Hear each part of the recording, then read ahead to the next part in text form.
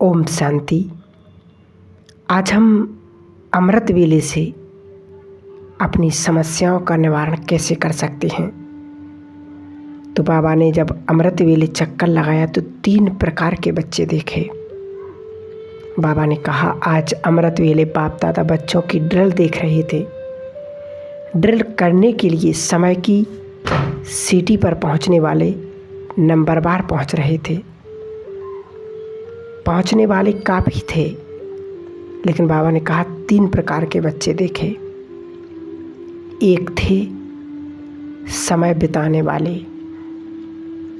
कि सिर्फ अमृत वेले का समय हुआ, उठ गए और बैठे हैं बस। बाबा ने कहा दूसरे थे संयम निभाने वाले कि बाबा ने जो बताया है तो संयम नियम निभा रहे हैं। और बाबा ने कहा तीसरे थे स्नेह निभाने वाले जो प्यार से स्नेह से बाबा को याद कर रहे थे। तो बाबा ने हर एक का पोज अपना अपना था। बुद्धि को ऊपर ले जाने वाले, बाप से बाप समान बन मिलन मनाने वाले कम थे। रूहानी ड्रिल करने वाले ड्रिल करना चाहते थे लेकिन कर नहीं पा रहे थे। कारण क्या होगा? जैसे आजकल स्थूल ड्रिल करने के लिए भी हल्कापन चाहिए, मोटापन नहीं चाहिए। मोटापन बोझ होता है। ऐसे ही बाबा ने कहा रूहानी ड्रिल में भी भिन्न भिन्न प्रकार की मोटी बुद्धि वाले बहुत थे। जैसे मोटे शरीर की भी वैरायटी होती, वैसे आत्माओं की भी भारीपन के पोज की भी वैरायटी थी। अगर अलौकिक कैमरा से पोज निकालो, बस शीश महल में यह वैरायटी पोज देखो तो बड़ी हंसी आती है। जैसे आपकी दुनिया में वैरायटी पोज का खूब हंसी का खेल दिखाते हैं ना। बाबा ने कहा बहुत ऐसे भी थे जो मोटेपन के कारण अपने को मोड़ना चाहते भी मोड़ नहीं सकते। ऊपर जाने के बदले बार बार नीचे जाते थे। बीज रूप स्टेज का अनुभव करने के बदले विस्तार रूपी वृक्ष में अर्थात अनेक संकल्पों के वृक्ष में उलझ जाते हैं। रूह रेहान करने बैठते हैं लेकिन रूह रेहान के बदले स्वयं की व अन्य आत्माओं की शिकायतों की पूरी फाइल खोल बैठते हैं। बाबा ने कहा बैठते हैं चढ़ती कला का अनुभव करने के लिए, लेकिन बाप दादा को बहानेबाजी की कलाएं बहुत दिखाते हैं। बाप दादा के आगे बोझ उतारने की बजाय बाप की श्रीमत के प्रमाण न चलने के कारण अनेक प्रकार की अवज्ञाओं का जो बोझ अपने ऊपर चढ़ाते रहते हैं। बाबा ने ऐसे कई सारे दृश्य देखे।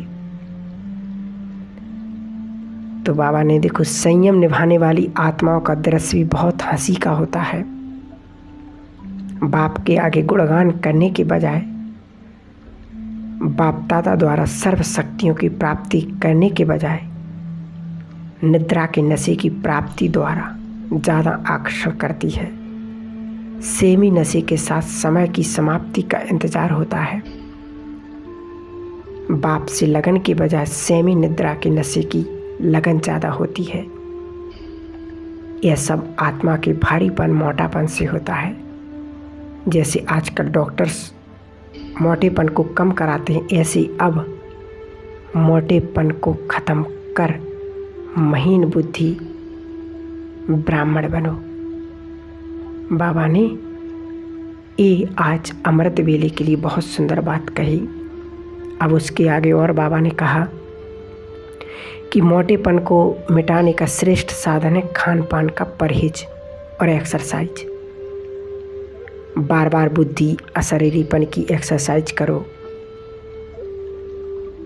बुद्धि का भोजन संकल्प है, उसकी परहेज रखो।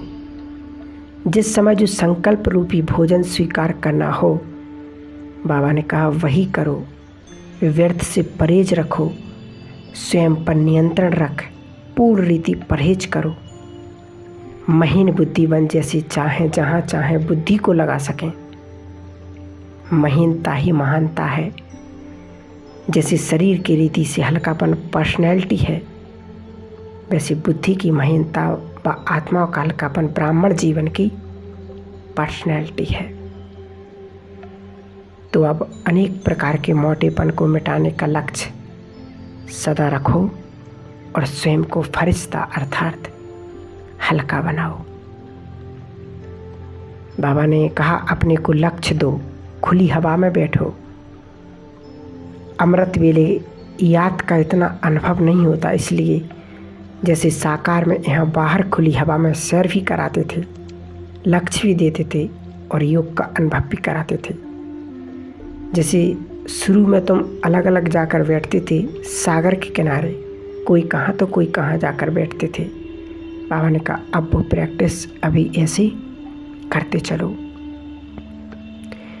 अब बाबा ने सूक्ष्म पापों को पहचान कर उनको ख़त्म करने की बहुत सुंदर युक्ति बताई। बाबा ने कहा आजकल मेजॉरिटी महारथी कहलाने वाले भी अमृत वेले की रूह-ए-रेहान में कंप्लेंट करते, प्रश्न पूछते कि पावरफुल स्टेज जो होनी चाहिए वह क्यों नहीं होती, थोड़ा समय वह स्टेज क्यों रहती है। बाबा ने कहा इसका कारण है सूक्ष्म पाप।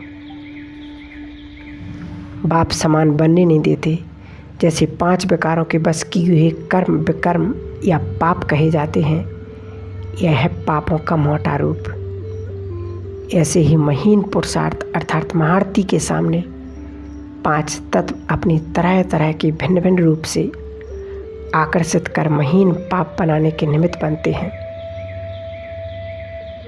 तो 5 विकारों को समझना और उनको जीतना सहज है, लेकिन 5 तत्वों के आकर्षण से परे रहना यह महारथियों के लिए विशेष पुरुषार्थ है।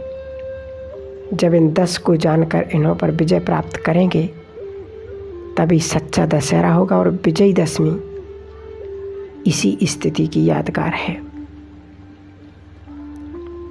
तो बाबा ने कहा अमृत वेला अपनी अवस्था को चेक करो